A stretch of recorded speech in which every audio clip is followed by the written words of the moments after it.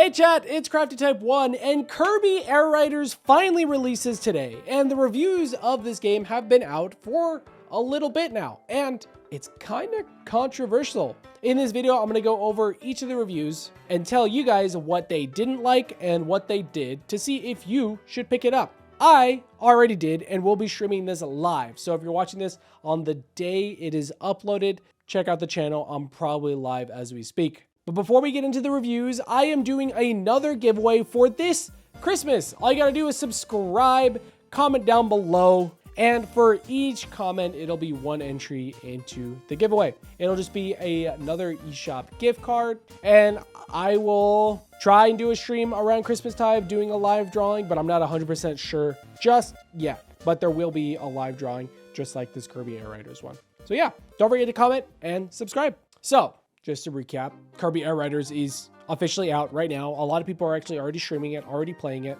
I just got off of work and I can't wait to start playing it. But the reviews have been kind of rocky, which is surprising to me because I thought this game would honestly just be a slam dunk. To prove my point, the Metacritic score is a 79, which is not bad. It isn't bad, but it is lower than I would think. And it's honestly crazy because the public influencer reviews are around, you get 8 out of 10, which makes sense because the game is a 79. And I don't know what I was expecting the score to be. This just seems oddly low. I thought it would maybe place around like at least an 80. So I think maybe just seeing the 7 is kind of throwing me off a bit. Even though it's like 1 point off from 80, it is a little weird. This is coming from 75 Critic reviews. So this is a pretty solid score. It isn't really going to change. 53 of them, pretty positive. 19 is pretty mixed, and then 1 negative review. And that negative review comes from Metro Game Central. It's saying it's a quasi remake of one of the GameCube's worst games. That's a hot take. That seems to specifically designed to irritate and confuse would-be players. A lot of the reviewers have stated a sort of irritation around the gameplay. And I kind of understand, like, initially playing the game, it is a little confusing and frankly irritating when you first play it. It's not like I'm used to. This is coming from me playing the test ride demo. I sucked at the game at first until maybe like an hour in, and then I finally got it. So a part of me thinks this is like that whole, again, like Cuphead situation, that maybe these reviewers, besides, of course, like Nintendo Life and IGN, maybe even GameSpot, haven't really understood the mechanics. And that's why we are seeing this, the 19 reviews being mixed. But then again, 79 isn't a bad score.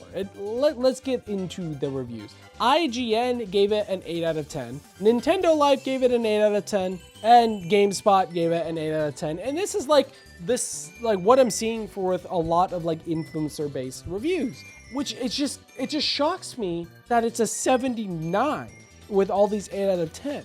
It really confuses me a little bit, but maybe I'm too worried about it being a 79. A lot of the reviewers liked the simple but deep controls. IGN's Ryan McCaffrey said, the streamlined control scheme is smart, easy to learn, and tough to master. While GameSpot's Rick Alvarez says, boost timing is incredibly satisfying once it clicks. And I think this is the main hiccup, is the once it clicks. And this is actually probably the main reason why its score is a 79 instead of like something like an 80 or an 83. It's because that once it clicks part. Getting to a lot of like what reviewers didn't like. The depth may feel limited for hardcore racers. A Games Radar says it's intentionally simple, but some players will want more complexity. IGN and Nintendo Life also said that at times the controls feel limiting, but it's, by design. And I mean, IGN said, and I quote, that the game would have benefited by another button, which I tend to agree. IGN said specifically that using an ability instead of being tied to like the drift button or the stop button could have just been its own button so that you could like time things better. And honestly, I think like just having an option for like a 3-button layout would have been great. There's actually a lot of criticism on each of the modes as well. The track count, IGN and Tech Radar both said that the track count was too low. And this is 18 air ride tracks, 9 new and 9 returning. And then if you want to count top ride, there's 27 in total. IGN said, and I quote, "Given how good the game feels, it needs more tracks and it needs them badly."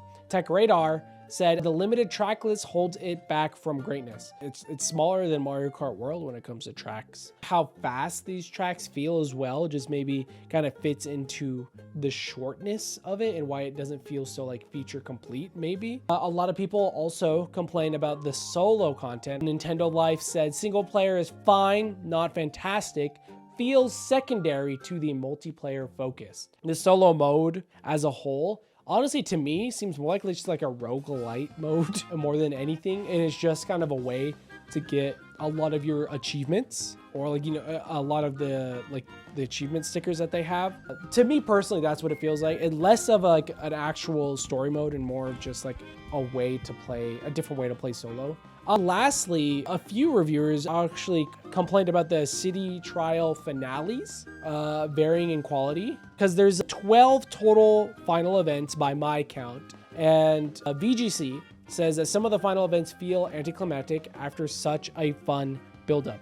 And I do know IGN also stated that the idea of picking 4 different mini games is a little weird, but that is something that could be changed in the customization, that you can have it where it only selects like one mini game out of the 4 instead of everyone going into a different mini game. So I think that is something that could be remedied. The whole anticlimactic, I could see during some city trial matches that it being a thing, because like you could build up your machine so much and then you just find it doesn't work with the minigame that gets chosen, and it's just kind of like a wasted 6 minutes. Overall, I think those complaints are valid, but stuff that could be worked around or, you know, that are just a part of the game. I kind of like, enough about the negatives. A lot of people really liked the city trial though. I think the only nitpick was the mini games. Some quotes that I have written down: city trial returns and it's the best it's ever been from IGN.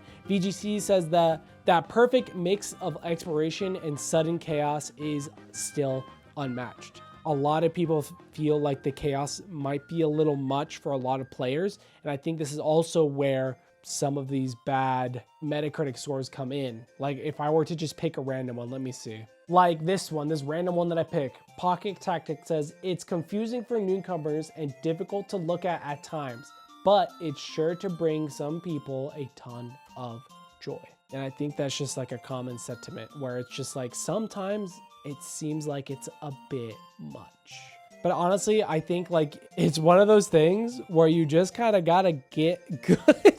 And yeah, I think a lot of people aren't going to enjoy it if they're not good at it. And you know, that's not a shame to say that. Overall, I still have yet to play it. I'll be doing a first impressions video and maybe even a discussion with my brother. I'm talking about it, the full release of the game. I had a lot of fun with the demo. I'm looking forward to playing the full game. I think I mainly will be playing City Trial for a bit. I am interested in all the designs, the customization that you can do with your stars. But overall, I think this is a solid release, a solid party release. I honestly think, like when my family comes over for Thanksgiving, we are going to be playing City Trial on split screen.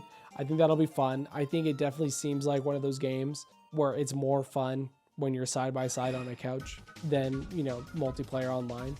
Yeah, super excited to play it. If you're watching this as this video airs, check the channel. I might be streaming live right now. If not today, I'm definitely doing it a lot more later to just kind of complete the game. So yeah, if you haven't already, make sure you subscribe to get notified when I go live, and comment down below on if you're planning to pick up Air Riders. Anyways, I'm CryptoType1, and I will see you guys tomorrow. Goodbye.